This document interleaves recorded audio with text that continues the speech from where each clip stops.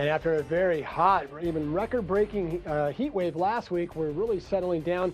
Much of the continental U.S. is looking very summer-like, not too extreme. This is the high-pressure area that we have to keep an eye on. And as I bring it over to the West Coast and kind of put it in perspective, when that expands and really builds across the West, that's when we get our heat waves. And right now, it's been sort of shrunk and put back into its place.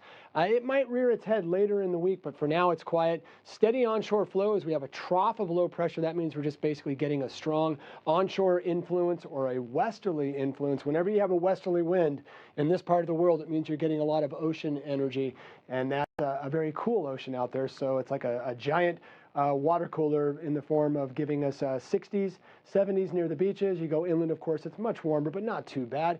And there it is. Here's your forecast for Tuesday, looking really beautiful. Just a nice, quiet night and day ahead. Of course, fog, patchy in the morning, and then breaking off for most areas, or burning off, except for a few beaches. It might linger along some of our coastline, as it does typically this time of year with a colder ocean. It sort of has a place to retreat to, and it might linger in some areas, but no north winds, no strong heat events. In fact, look at Paso Robles.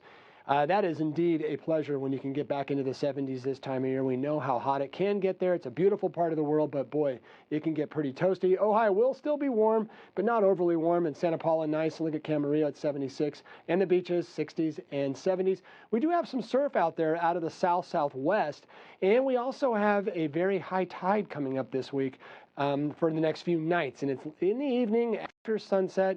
And that's pretty high. And with the south swell, you can have some long lulls, meaning the waves can get kind of quiet. And then boom, a couple of waves. So be careful if you're on the water or near the water's edge. Rocks, jetties, and whatnot might get a little bit of a washover. And there's your Santa Maria forecast. Look at that. Steady as she goes all week. High pressure will dig its heels in again as we head toward next weekend. Right now, forecast computers, though, are pretty bullish that it will be a mild warming trend, nothing too strong or extreme as we go from Santa Barbara to beautiful Santa Ynez. We will see that warm up as we head toward next weekend, but it shouldn't be too extreme. And that is good news, as it means that you'll still want to maybe get to the beaches to beat the heat, but it won't be maybe as desperate as it was last week.